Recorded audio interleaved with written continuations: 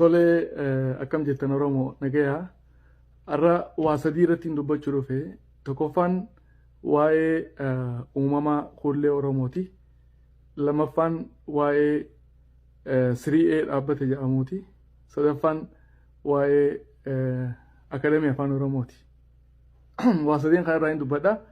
Tokkoffaan waa'ee uumama kuullee Oromooti jennee kuullee Oromoo tana amata 19 irraa 2004 waan kana yaada kana lafa kaayee ittiin ka'e amata 16 dura Yuunivarsiitii Direedhawaatiif Yuunivarsiitii Haramaayyaatiif qorannaa dhiyeesseen ture.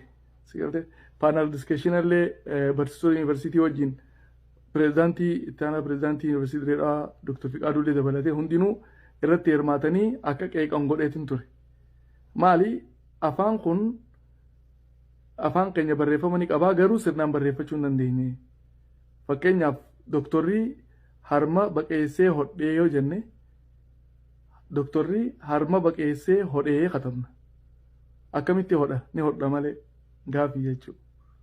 Lammaffaa jecha jechuu barreessuu hin dandeessu. Jecha barreessita. Laphee hodhuuf laphee goota. Hanqinoota guddaa jira jechuudha. Qubee dachaa waan jedhamu jira. Qubeen dachaa san cimdii jaanii san hin jabaattu. Kun immoo rakkina guddaa uume tokkoffaan. Lammaffaa qubee keessaa hudhaan hin jabaattu yoo barreessan. Fakkeenyaaf iyyuu, utaaluu, eeruu, ooduu yoo jenne barreessuu hin dandeessu. Hudhaa san jabeessuu hin dandeessu ati. Hudhuma takka gubbaa keewwatee barreessita. Kunis hanqina tokko jechuudha afaan Oromoo barreessuu irratti. Sadaffaan immoo dhadheeratee barraa qubeen keenya kun maqaa tokko jecha tokko barreessuuf qubee 8, 9, 10 fayyadamna jechuudha. Kunis influensii mataa isaa qaba. Kanaafuu rogoota kana hundaanuu egaa hanqinni jiraatee waggaa 30 kana guutuu Oromoon qubee laatiin kana fayyadamee haga irratti illee ittiin barreessuuf rakkachaa sooshaal miidiyaa irratti akka agartan kana barreessuu qaanfachuu sadarkaa qaanfachuu irra jira wal qeeqee jechuudha. Maaliif waan keenyan fidannee yaadni jedhu sanaan wal qabataa jechuudha. So odaa boca odaa irraa qubee 35 tolchee maqaa kuulleen jeeni kuullee jechuun huula ijaan beektan yoo ija huultu ijji ni mul'atti. Waan mataa kee keessa jiru xalayaa gubbatti huultee mul'isu jechuudha. Yaada keessan kaas keessaa qabdu barreeffamaan dhaloota dabarsuu huuluu jenneen jechuudha. Ni huula jechuudha. Oromoon ni huullata barreeffama isaa. Sigalti xalayaa huula jechuudha. So huullee ka jawachi irraa dhufa. Waa hundi isaatu moggaafni isaa hundinuu akkasitti miira Oromummaatiin akka qabu gartee san laalamee godhamee kuni qorannaadha jechuudha. Ammas implementeeshinaaf itti gaafatame qorannaadha. Qorannaa kana yeroo dhiyeessitu hayyoonni afaanii waan kana ilaalanii saayinsii afaaniitiin ni tahamoo hin ta'u ilaalanii isaanii kan murteessu. Hayyoonni afaanii eessa jireenya waggaatti immoo yuunivarsiitii jiran. Hayyoota yuunivarsiitiitiif dhiyaachuu jalqabee jechuudha. Yuunivarsiitii Direedhawaatiif dhiyaatee ture. Ammallee dhiyootan yuunivarsiitii Wallagga dhiyaate. Fuuldurallee yuunivarsiitii Haramaayyaatiif Direedhawaa koolaaboreeshina godhamee yuunivarsiitii afaan Oromoo qabdu 18 jiru hundaa waliin yaamamee waan kana akka qeeqan. Dadhabina qabaatu kana dadhabinni isaa hin ta'u, cimina qabaatu kana ciminni isaa wanni kun ni ta'a yaada kan nuudha jechuudha. Waan saati Oromoo waan ta'eef naman gaafannu abbaa fedhanii yoo akadeemiin afaanii jiraate akadeemii afaaniitiif dhiyeessita. Akadeemiin afaanii hayyoota fidee qorannaa irratti dhiyeessa jechuudha. Kana wanni ta'e jechuudha gamanan. Waa'ee dhaabbata 3A immoo baatii 2 duraan waliqqabaa boordii isaanii san Profeesar Tashoomee itti katabee qorannaa kana ilaalii akka nama Oromootti deebisaa isinirraa eeggadhaan jeen. Garee keenya wajjin mari'anneeti si deebifnaa naan deebif. Maaliif garee isaanii keessa walitti bu'iinsa guddaa jira. Gargaara Profeesara Fadhasaa fi Abdiisaa Beenchaa iddoo walitti bu'iinsaa jira jechuudha. Profeesar Fadhasaan wanni jedhu akadeemiin afaanii ijaaramuu qaba. Afaan kun abbaa qabaachuu qaba. Afaan kana waalteessuufu afaan biyyattii san godhuufu koreen akadeemiin jiraachuu qaba. Waan jedhu yaada qaba. Yoo akadeemiin jiraate afaan kun waal ta'e kan naannoo hundaatu bifa waaltinaatiin walitti dhufe uummanni biraatti illee afaan kana dubbatanii afaan kun afaan biyyattii ta'uu danda'a.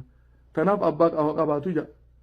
Abdisaan immoo akadeemii afaanii yoo bante 3A waniin jedhan ijaare kuni si jala dhufaa. Nuti immoo si jala ta'uun feenu amma afaan qawaan kana finnu googilneenu nu obsii nu dhiisii waan jedhu. Xiiqiidha jechuudha. Waan akkasii isaan jidduu lamaatti ture. Profeesar Awwajjaa haasoo inni sagaleen isaa na bira ni jirti isiniif maxxansa Facebook irratti ijoollee wal loltii dhiisii walitti araarsinaa naan jedhe si galte so rakkina isaanii keessoo isaanii fixachuu dhabuudhaan qorannaa isaanii dhiyaate qoratanii itti irra wal dubbachuu dadhabuudhaanii gama sooshaal miidiyaatti fidan jechuudha wal dhabbee isaaniitiif malee wanni itti aanaan gargaaraan piroofeesaraa Fadhasaan godhee yuunivarsiitiif dhiyeesse yuunivarsiitiif qorannaa yoo dhiyeessu immoo hullee Oromoo qofa irratti miti namoota sagal ana malee hawaan kana tolche Sheekh Bakrii Saphaloo irraa jalqabee hangafni isaa Dr. Shakuriin qabii namoota sagal kabiraa qubee adda addaa boca afaan Oromootiif walitti qoratee namni kun dhiyeesse yuunivarsiitiif ani piroofeesar Fadhasaa wajjin waliin beeku waggaa lamaan irraa na bilbilee ana baluun jaamaa yuunivarsiitii Wallaggaatiin barsiisaa akkana afaan Oromootii waan ati gooteen arkee odeeffannoo tokko tokko sirraa fudhachuu barbaadan an jee dhiyaadhuun jeen information nabi jiru guututtiin kanneefi maaliif qorannoo ittiin jireenya wanni barbaadu nama waan kana qoratu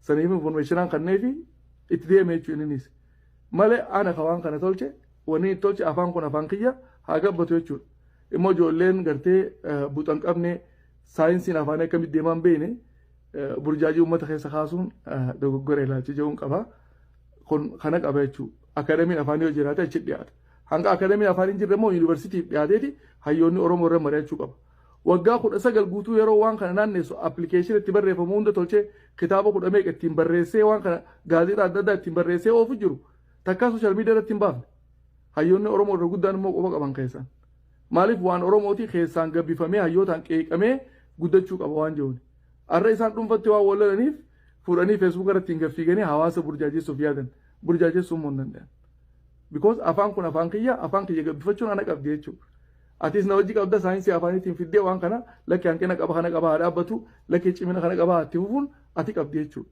kun waan afaan fiitii jechuu barbaadeeti galatoomaa namoonni yaada qabdan amma booda sooshaal miidiyaa irratti niin deebi'aa ibsa adda addaatiin kana kanarratti miidiyaalee gurguddaa irrattis niin dhiyeessa kanaan dubbachuu fedhe galatoomaa